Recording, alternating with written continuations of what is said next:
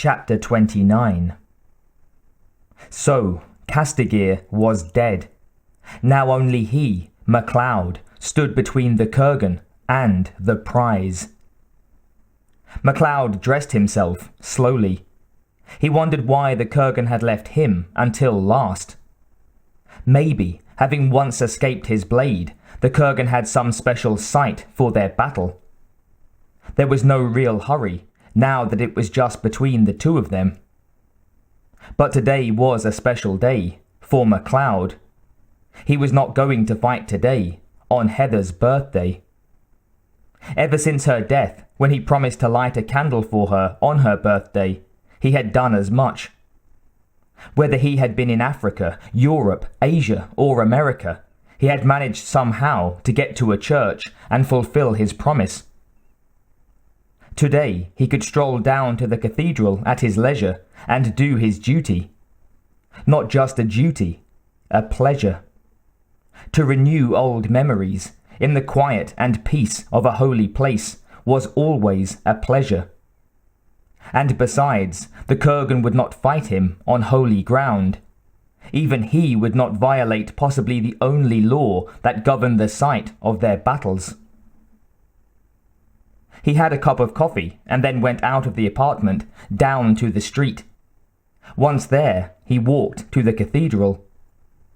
There were children playing around the steps and one or two women hurrying to and fro. Birds were chattering amongst the stonework. Inside the cathedral, there were one or two worshippers kneeling at the pews. And several nuns and priests drifted along the aisles like medieval ghosts. They did not dress all that much different from Father Rainey, the Glenfinnan village priest, way back in 1536. The sun hit the stained glass windows on the southern side of the building and splashed the tiled floor with bright colours. MacLeod wondered whether to say a prayer for Castigir. Would the man want him to? It would not do any harm. Lord, keep his soul from hell, whispered MacLeod. That was the best he could do. MacLeod then took a candle, lit it, and put it in the holder. For you, my bonny Heather. Happy birthday. Then, on impulse, he took another. And you, Juan Ramirez. I hope you've been taking care of her, you overdressed haggis. I hope they have been taking care of each other, he thought. He tried to picture what it was like, being dead. Nothing but black thoughts came to him. He wondered if ordinary people had the same blanks, or whether they had a better insight into death than the so-called Immortals. Certainly Heather used to say that she knew what it was like, only she could never tell him. Perhaps death was nothing, nothing at all. In which case, all this ritual, all this paraphernalia, was for nothing. There was a soft chanting coming from the chapel, and MacLeod guessed that the priests themselves were offering up prayers. It's the mystery that would attract me, not the ritual, thought MacLeod. You could find ritual in everyday life, but mystical atmospheres, why, they needed special places. Suddenly, he heard a slight commotion at the back of the cathedral. He turned in his pew and saw that the Kurgan had just entered. One of two old women were whispering about his appearance, which was indeed a little bizarre. He looked like a biker without his gang. The Kurgan looked down the church and caught MacLeod's eye. The big man smiled, moving down the central aisle, touching the wooden pews as he walked. The Kurgan was not insensitive to beauty. He knew good workmanship when he saw it. It was obvious that he liked the feel, the texture of the wood. He reached MacLeod and stood over him. MacLeod looked up, but apart from that, had no intention of moving any other part of his body. The Kurgan said, "Castigir is gone. Only you and I remain. MacLeod nodded. Nice to see you, Kurgan. The answering nod and smile. And you, MacLeod. This time, there will be no clansman to carry you off before my blade parts you from your head. You didn't do me any favors last time. My cousins thought I was a witch. Ah, that's funny.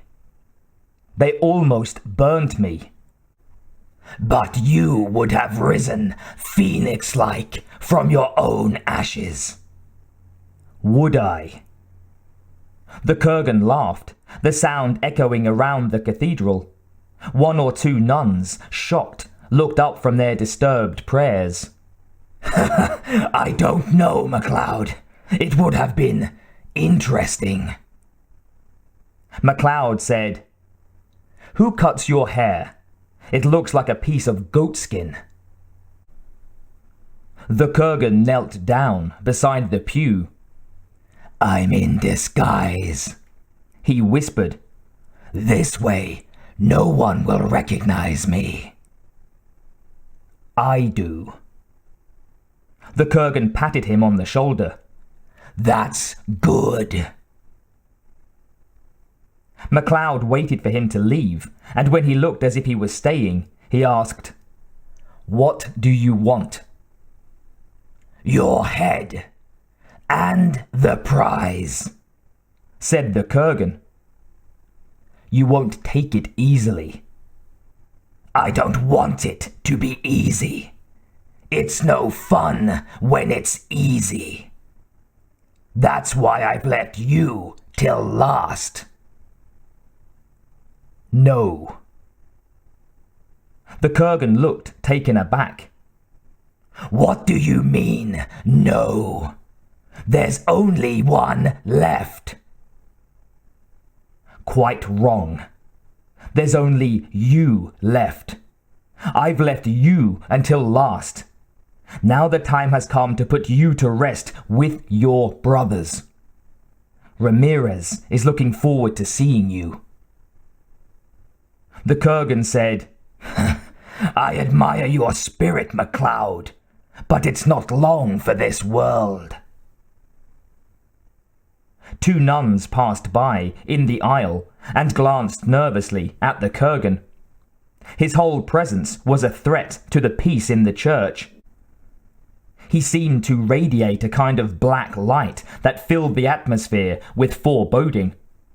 It was not just the way he was dressed. It was his demeanor, his stance, his arrogant expression. He did not have to say anything. He just had to be there. Worshippers nearby were aware of something spiritually ugly in the church.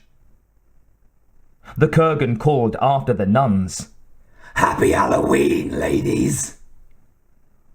The two sisters crossed themselves and took a pew in the front of the altar.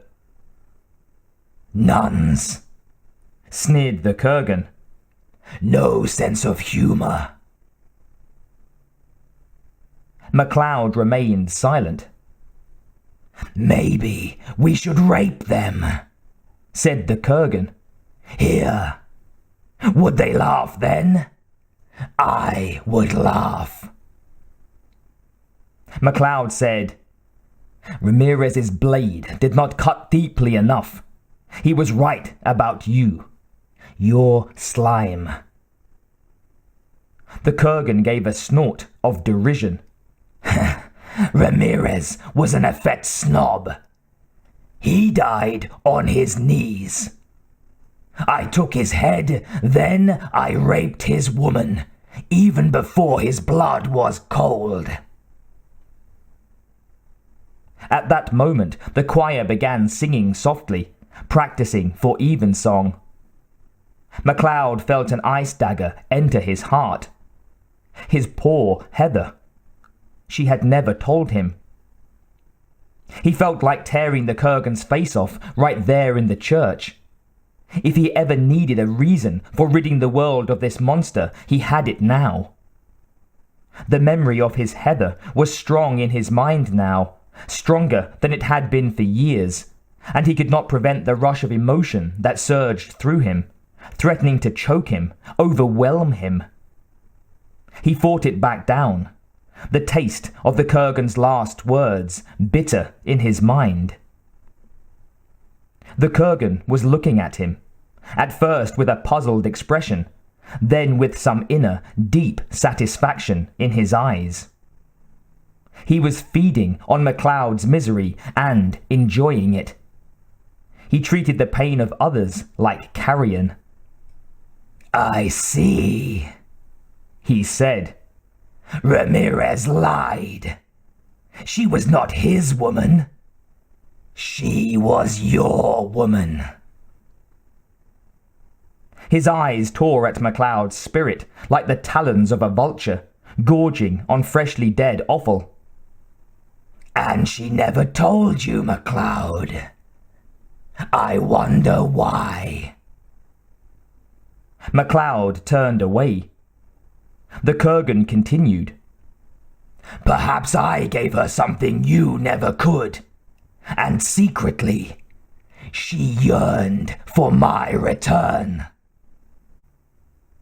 MacLeod turned and laughed into his face. "You think you'll reach me that way? You know nothing of people, of feelings. I'll tell you how she felt. You disgusted her. She felt unclean, dirty for the rest of her life. That's why she never mentioned it. You poor slob. She would rather have slept with a pig than you. You don't make love with a woman. You rut like a hog. Do you think that any woman remembers you having touched her, without a shudder of loathing passing through her? You don't have the first idea, do you?" The Kurgan was gripping the edge of the pew, and his knuckles had turned white. "Holy ground, Highlander. Remember what Ramirez taught you." "Why are you reminding me?" "Because I can see it in your eyes. Despite that little speech, you were that much." He held up his hand and showed MacLeod a hair. "Away from attacking me. You are weak, Highlander.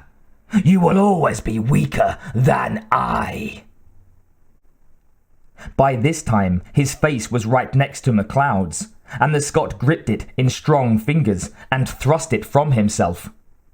"You can't stay in here forever," he said. "I'll wait for you out front." "We will meet when I decide we are ready, MacLeod. It's always I who make the rules. You must know that by now. We'll meet soon enough." He stood back now and roared with laughter, the sound echoing through the cathedral, disturbing the worshippers and clergy alike. A priest frowned and came hurrying along the aisle towards where the Kurgan was standing. When the Kurgan turned to face him, he paused in mid-stride. Then determination set his face, and he came on. "This is the house of God," he said. "People are trying to pray. You're disturbing them." The Kurgan looked around the church with an expression of mock wonder on his features. "He cares about these helpless mortals?" The priest's reply was dignified. "Of course he cares. He spent his life in caring. He gave his life because he cared." The Kurgan laughed. "What a stupid gesture. Surely he could have found something better to die for than these pathetic animals."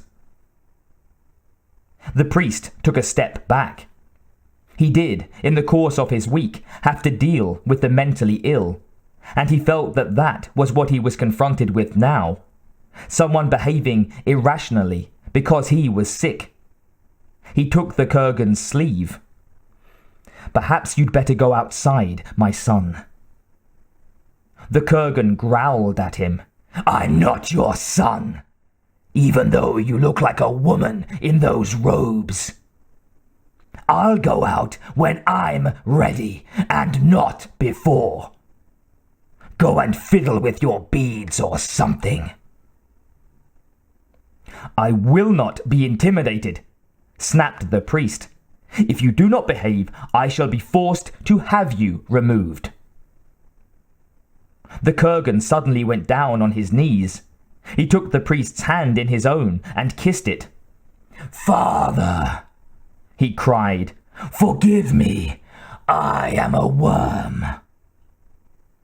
Still holding the priest's hand, he proceeded to lick it from the fingers to the wrist until it was wrenched from his grasp by the horrified clergyman. The priest tried to turn away, but the Kurgan grasped his robes, pulling him back. "I have something to say, Father. It's better to burn out than fade away." The priest swallowed hard, unable to take his eyes from the Kurgan's face. The evil in it was so magnetic he could not turn away. "Yes," cried the Kurgan. "You understand." Then the clergyman managed to tear himself from the presence of the Kurgan and hurried away to the chapel at the far end of the church to pray.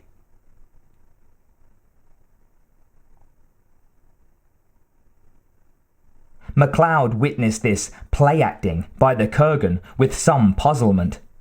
He wondered what the big man got out of such childish games.